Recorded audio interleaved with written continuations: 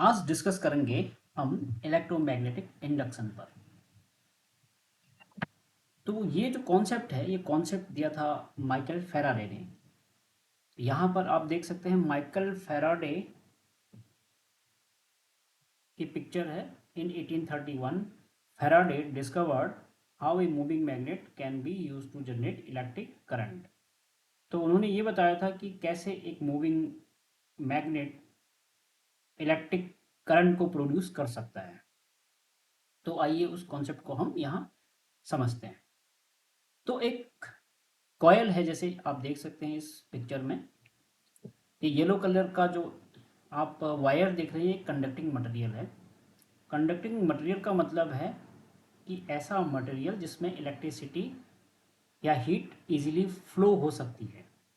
और यहाँ पर है एक बार मैग्नेट, और तीसरा है एक डिवाइस जिसको हम कहते हैं गैल्वेनोमीटर। गैल्वेनोमीटर करंट को डिटेक्ट करने का काम करता है, यानी कि किसी वायर में अगर बहुत बहुत कम मात्रा में भी करंट फ्लो हो रहा है तो उसको भी ये डिटेक्ट कर सकता है। तो अगर हम इस वायर को इससे कनेक्ट करें गैल्वेनोमीटर से इस तरह से, ये हमने इसको कनेक्ट कर दिया। और इसके बाद हम क्या करेंगे, इस बार मैग्नेट को इसकी तरफ बढ़ाएंगे, कॉइल की तरफ। जब कॉइल की तरफ हम इसको बढ़ाते हैं तो हम देखते क्या है कि इस गैल्वेनोमीटर में जो आप एक रेड कलर की सुई देख रहे हैं, निडल देख रहे हैं, ये टुवर्ड्स राइट डिफ्लेक्ट हो जाता है। और फिर वापस अगर हम बार मैग्नेट को पीछे की तरफ खिसकाते हैं तो ये वापस फिर अपने पोजीशन पे आने की कोशिश करता है। और अगर हम इस बार मैग्नेट को ही रिवर्स कर दें, यानी कि साउथ पोल इस तरफ कर दें, नॉर्थ पोल इस तरफ कर दें, फिर हम इसको इस तरफ ले जाएं कॉयल की तरफ, तो उस समय हम ये देखते हैं कि जो ये रेड निडल है ये टुवर्ड्स लेफ्ट मूव करने लग जाता है जब हम साउथ पोल की इसको कॉयल की तरफ लाते हैं। अगर हम फिर वापस इसको उसकी दिशा में ले जाते हैं, यानी कि वापस पीछे की तरफ खिसकाते हैं, जैसे मैंने एरो से दिखाया है बार मैग्नेट को, तो ये सुई फिर से वापस इसमें वापस अपनी पोजीशन पे आने की कोशिश करती है। और यदि इसी बार मैग्नेट को हम फिक्स कर देते हैं, आगे पीछे इसका जो मूवमेंट है उसको बिल्कुल स्टॉप कर देते हैं, तो जो डिफ्लेक्शन है वो भी जीरो हो जाता है। यानी कि अगर मैग्नेटिक फील्ड में कोई वेरिएशन नहीं है तो करंट भी जीरो हो जाता है। तो इसका मतलब ये हुआ, जब हम वेरी कर रहे थे तो इस मैग्नेटिक मटेरियल में एक करंट फ्लो हो रहा था, और जब हम स्टॉप कर दे रहे हैं तो इस निडल में भी कोई डिफ्लेक्शन नहीं आ रहा है। इसका मतलब इसमें कोई करंट फ्लो नहीं हो रहा है।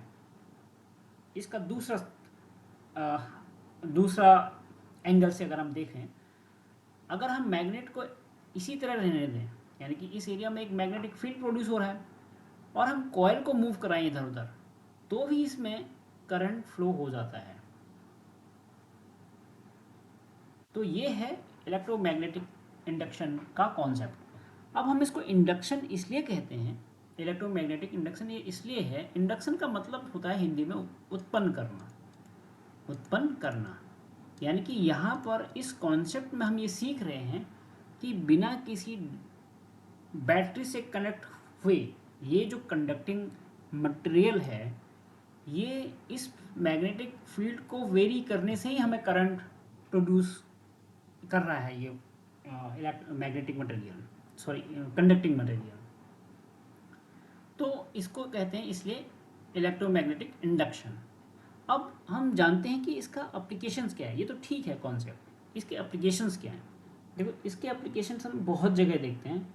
उसमें हम सबसे पहले देखें जैसे hydro power plant, wind energy, या फिर इलेक्ट्रिक जनरेटर्स, या फिर ट्रांसफार्मर्स। एक सरल एग्जांपल जैसे विंड एनर्जी में लेते हैं। आपने देखे होंगे जहाँ पर विंड एनर्जी प्रोड्यूस होती है उसके पास आपने देखेंगे बड़े बड़े से टावर, है ना, टावर में लगे, और ये ब्लेड हैं जो उस किसी एरिया में हमने, इस ये पहाड़ है, इसके ऊपर इस तरह का टावर लगे हैं, बड़े बड़े ब्लेड हैं, ये हवा में घूमते हैं ऐसे या ऐसे, जैसे भी घूमे।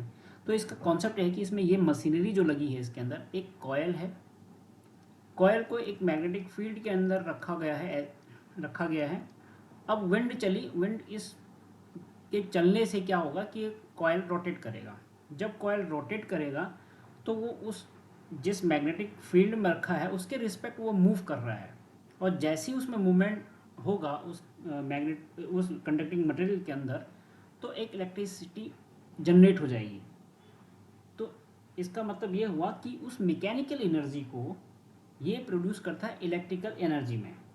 तो इसी तरह होता है हाइड्रो पावर प्लांट में, वहाँ पर पानी का यूज होता है उस कॉयल को रोटेट करने के लिए। जो हमारे घरों में कई बार बिजली चली जाती है, जो हम जनरेटर यूज़ करते हैं, उसी जनरेटर्स में एक कॉयल होता है मैग्नेटिक फील्ड के अंदर, उस कॉयल को रोटेट होता है तो उसमें भी इलेक्ट्रिसिटी प्रोड्यूस हो जाती है due to presence of the magnetic field. और इस तरह से ट्रांसफॉर्मर्स में भी ऐसे ही होता है। अब ट्रांसफॉर्मर्स बहुत तरह के होते हैं, जैसे step up transformers, step down transformers. तो उन ट्रांसफॉर्मर्स में भी कॉयल्स होते हैं। तो कॉयल जब घूमते हैं तो वो प्रोड्यूस, और वो मैग्नेटिक फील्ड में क्योंकि उनका सेटअप मैग्नेटिक फील्ड में होता है, तो वो भी प्रोड्यूस करते हैं इलेक्ट्रिक करंट। और वो कम ज़्यादा भी हो सकता है ट्रांसफॉर्मर्स में, बिकॉज अगर जिसको हम स्टेप अप कहते हैं उसको हम उसमें ज़्यादा करंट फ्लो करते हैं, और स्टेप डाउन जो है ट्रांसफार्मर वो हम घर में लगाते हैं, जैसे अगर हमें कम वोल्टेज चाहिए। तो इस तरह से इलेक्ट्रोमैग्नेटिक इंडक्शन की कॉन्सेप्ट का यूज़ बहुत जगह होता है। और आपको बता दें, जो माइकल फैराडे थे, ये इनकी कभी भी एक फॉर्मल एजुकेशन नहीं हुई थी। वो एक बुक बाइंडिंग शॉप में काम करते थे, बट उनका जो चॉइस था, एक वो एक्सपेरिमेंट करने में बहुत था, जिनको हम कहते हैं कि यार कि ये एक एक्सपेरिमेंटल फिजिसिस्ट थे।